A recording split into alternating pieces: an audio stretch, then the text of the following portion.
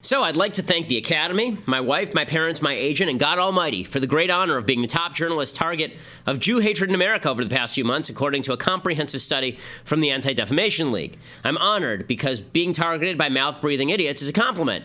You know you're doing something right if people who tweet pictures of gas chambers on the day of your child's birth find you unacceptable as a human being. Hint, I also find you unacceptable as a human being. Here are some quick thoughts. First, Twitter should not ban the Jew haters. As the dude who receives hook-nosed Jew memes more than any other journalist on planet Earth, I don't believe people ought to be suspended or banned from Twitter or Facebook for posting vile garbage, so long as you're not openly advocating violence. I make a habit of retweeting these pieces of human crap in order to mock their stupidity and to expose the fact that people like this exist. Twitter has every right to ban people because it's a private company, but that doesn't mean they should. And every time they do, they grant credibility to the monstrous people who want to play victim. Second, yes, the alt-right is anti-Semitic. There are a lot of people who consider themselves alt-right because they don't actually understand what the alt-right is. You're not alt-right just because you back Trump. You're not alt-right just because you hate the media. Alt-right means something, and it means ethno-cultural European solidarity that has nothing to do with conservatism, the Constitution, or ideals of liberty. To read what the alt-right is, we actually have a great piece over at Daily Wire that you can check out. By the same token, downplaying the alt-right's anti-Semitism as mischievous and trolly, as some people at sites like the Trump-centric alt-right meeting site Breitbart like to do, that's lying by omission and it provides cover to evil. Third, Jew hatred is not widespread among Trump supporters. So, the ADL report links Trump support to Jew hatred on Twitter. There's no question that there's a very small but loud segment of alt-right Trump supporters who tweet gas chamber memes at people, but it's pretty small. The vast majority of Trump supporters find this sort of stuff absolutely reprehensible. They're not in line with the alt-right. I know it, you know it, we all know it. To overestimate their percentage of the population would be wrong and foolish. Fourth, a lot of online Jew hatred is astroturfed. The ADL study shows Jew hatred on Twitter spikes at certain times and cascades on itself. That means it's being coordinated or at least encouraged by specific Twitter personalities. I can say with certainty the amount of Jew hatred in my Twitter feed has dropped exponentially since Twitter banned Milo, which, by the way, is a ban I opposed. Trump does wink, by the way, at the alt-right. Fifth, as I've said before, Donald Trump may not be an alt-righter, he isn't, but he spends an awful lot of time and effort winking at them. The hiring of Steve Bannon as campaign CEO, a guy who turned Breitbart.com from an edgy conservative site into an alt-right haven, then bragged about it, was a shout-out. Trump winking and nodding at Vladimir Putin, that's part of the same pattern. His language about international bankers, it may not be intentional, but the alt-right certainly treated it that way. Finally, the media ignored Jew hatred if it's directed against the right. The ADL has done a really good job of charting the rise of Jew hatred against conservative pundits.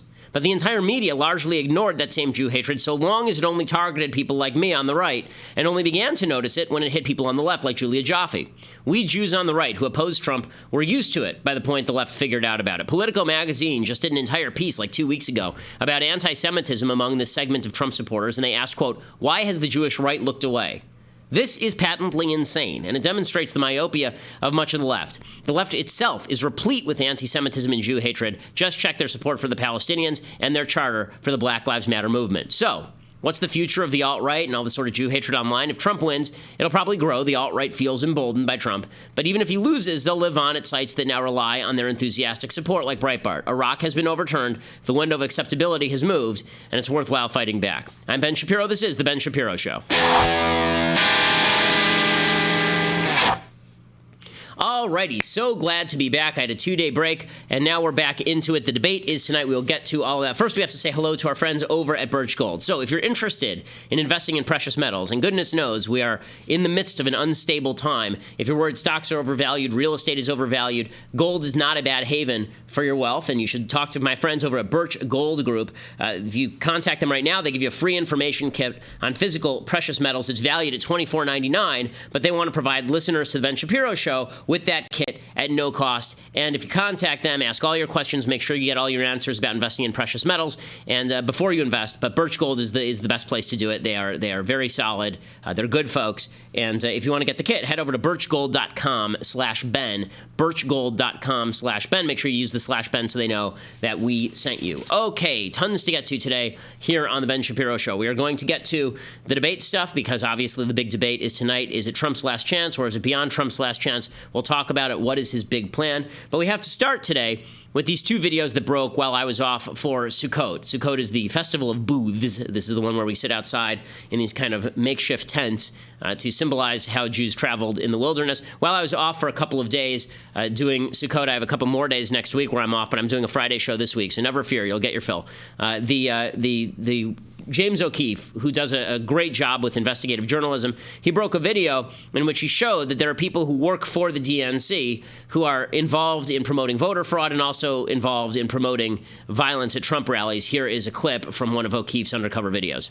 This investigation has revealed compelling evidence of a dark money conspiracy, a violation of federal campaign coordination laws between Hillary Clinton's campaign, Priorities USA, Hillary's super PAC, and the Democratic National Committee. Priorities is a big part of this too. The campaigns and DNC cannot coordinate with priorities, but I guarantee you that the people who run the super PACs all talk to each other, and we and a few other people are the hubs of that communication. Oh, there is a script. There's a script. Okay. There's a script of engagement. Sometimes the crazies bite, and sometimes the crazies don't bite. They're starting confrontations in the line, right? They're not starting confrontations To volunteers. in the rally, because once they're inside the rally, they're under Secret Service's control. When they're outside the rally, They're more affected out. They're harder to get in. the media will cover it no matter where it happens. I assume it's always in the rally. Initiating the conflict. Pause it for 1 second. The guy who's talking is Scott Fovel. He's National Field Director at Americans United for Change. They're a group that works with a second group, and that group works for the DNC. So what he's talking about is the idea that they stack people in the line at Trump rallies in order to ask nasty questions of the Trump folks and try and elicit a violent response that the media can pick up on. He actually talked about a situation where a 69-year-old woman apparently did this to an older guy, and the older guy hit her, or at least she claimed he hit her, and this became a national media story. I remember when it happened, there was national media coverage of the 69-year-old woman who claimed that she'd been assaulted by this Trump supporter. He's saying we astroturf this kind of stuff. And that's not the only allegation that is being kind of fulfilled and proved correct by these tapes from O'Keefe and Project Veritas, which is a good organization. There's also a second piece of information, that is that these folks engage in voter fraud and are happy to do so. So this is the second clip here.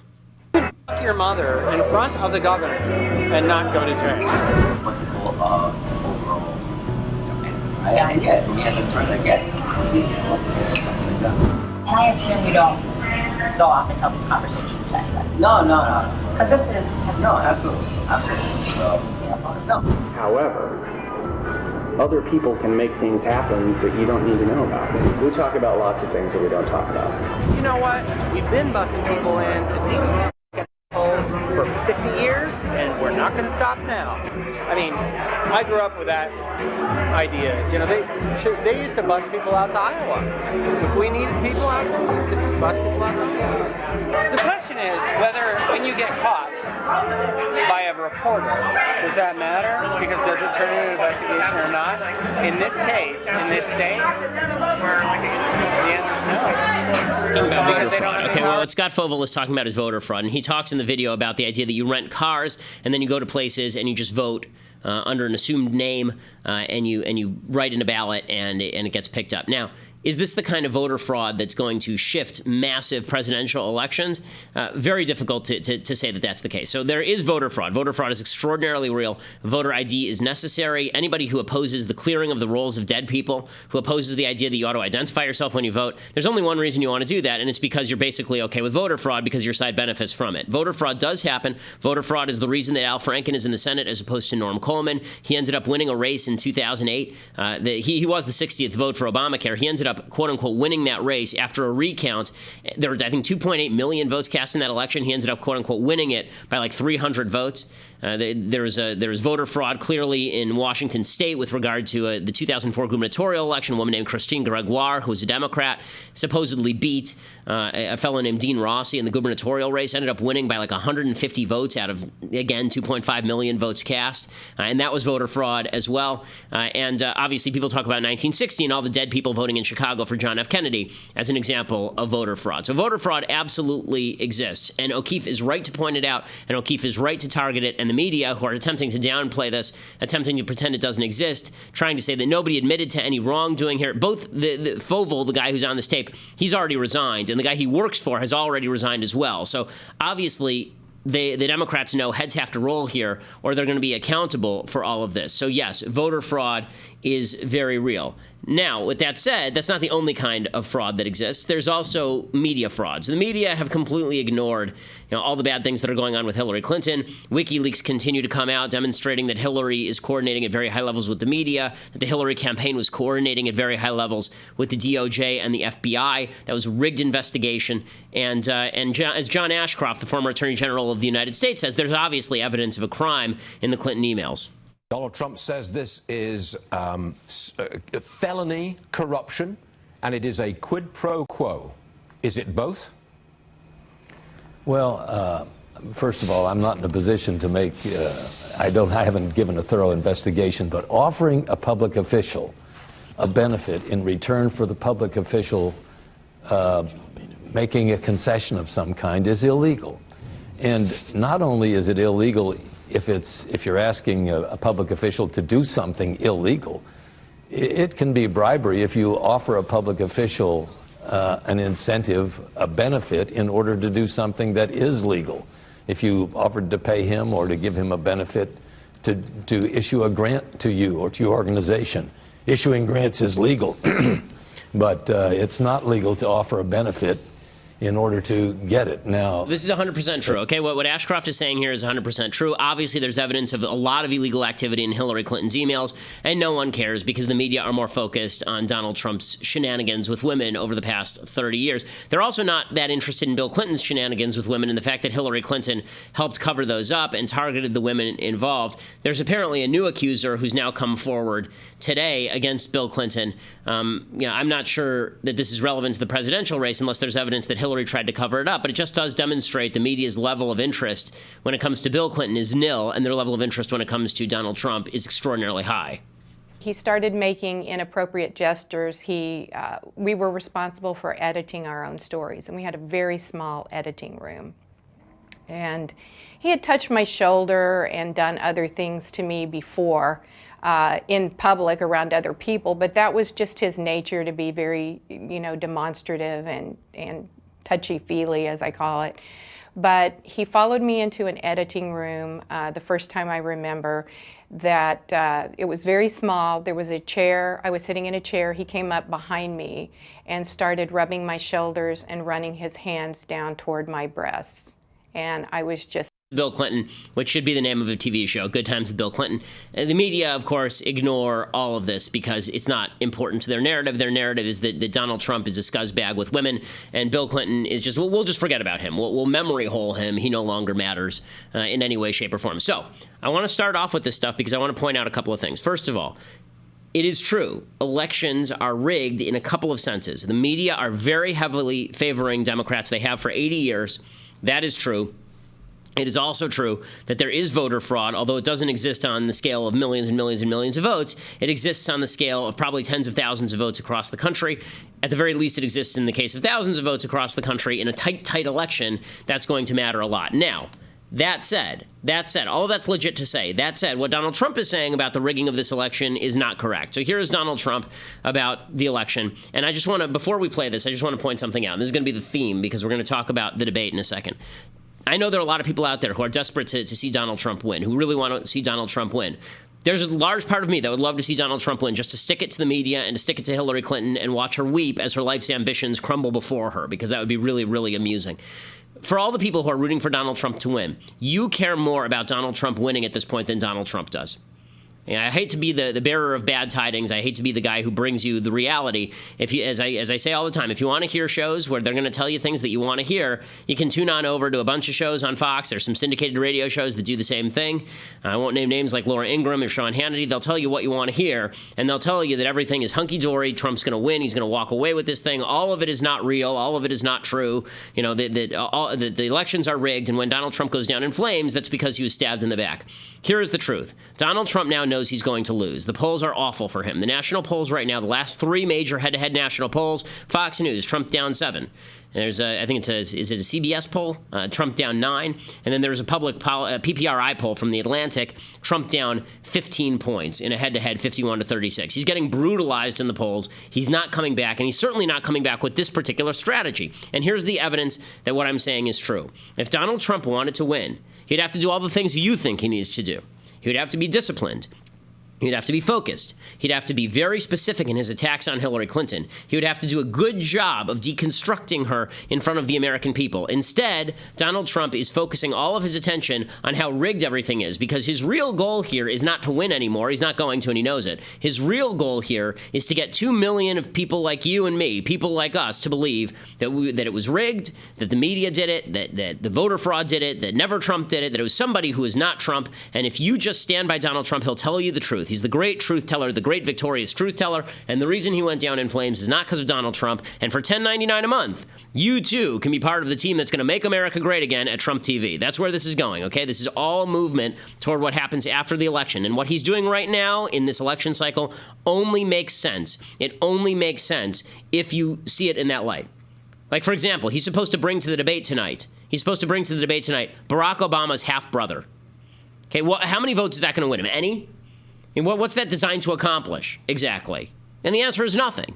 It's not designed to accomplish anything, except it's supposed to get a lot of people who are conservative, people who are Republican, people who hate Hillary and hate Obama to grin. And that's fine so far as it goes, but the man's running for president of the United States still. It's still October. It ain't November 8th yet. When he's throwing red meat to his base, that obviously has no draw for anyone outside of his base. That means he's appealing deliberately to his base. His base is not going to drive him to victory in this election. His base will pay $10 a month, a million of them $10 a month, at some Trump TV network, and he'll clear $120 million a year gross. That's the goal here, okay? This is now a business proposition. It is no longer a political proposition. And I'll explain how I know that and why Donald Trump continues to talk about all of this rigging in just a second. But first, we have to say hello to our friends over at Trunk Club. So, if you watched Megyn Kelly last week, I was on Megyn Kelly's show last week, and I was wearing a brand new snazzy khaki jacket, and that jacket is really nice. I got it from Trunk Club. It was tailored, and it's beautiful. It's a really nice jacket. The jeans I'm wearing now, which are spectacular, the most comfortable jeans I own, I got those from Trunk Club too, and they fit me really well. I mean, everybody just goes around saying, man, you look fantastic in those jeans. Let me tell you. Everybody says this, everyone. So everyone says that the clothes are really nice.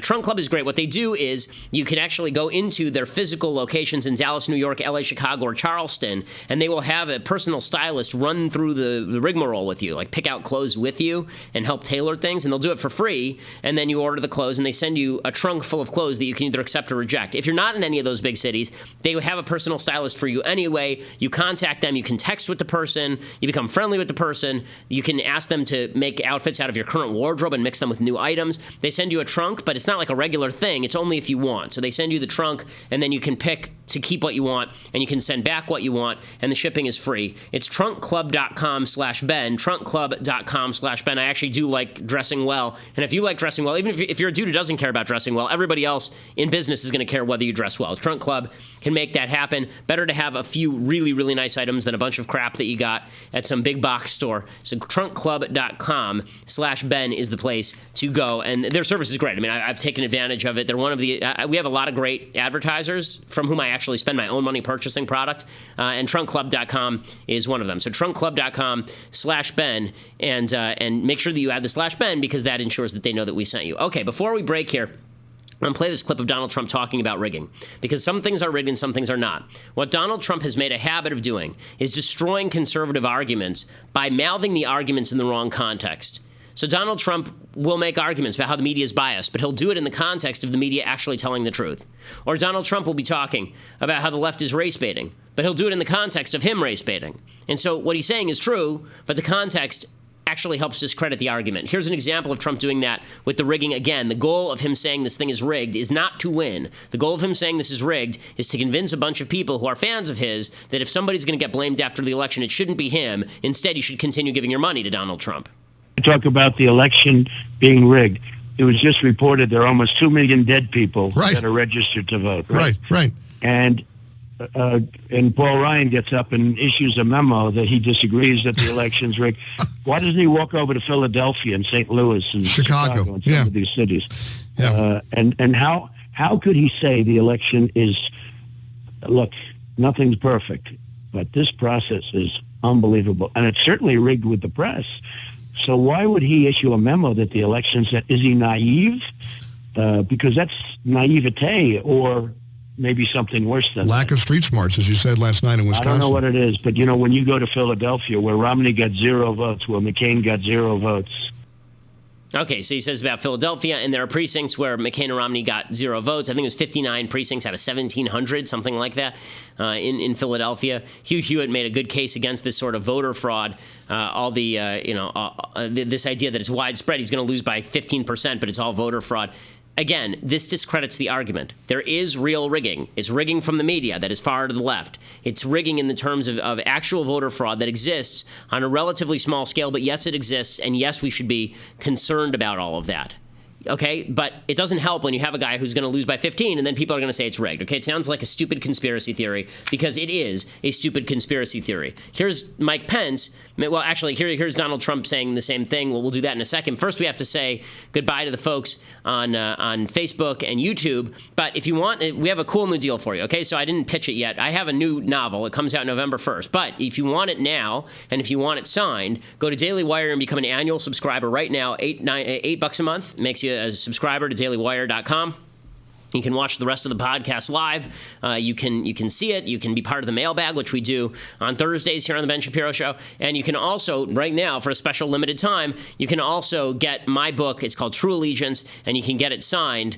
And it's recommended by Brad Thor. Even people who are big fans of Trump, like Ann Coulter, say it's a good book. So whether you like Trump or whether you don't like Trump, that's irrelevant to the book itself. It's an action novel, sort of if you took everything in the United States and ramped it up by a factor of about 3. That's what this book is, True Allegiance, and you can get a copy of that for free, signed, when you go and subscribe at dailywire.com. And we are the biggest podcast, biggest conservative podcast in the United States. So thank you for that.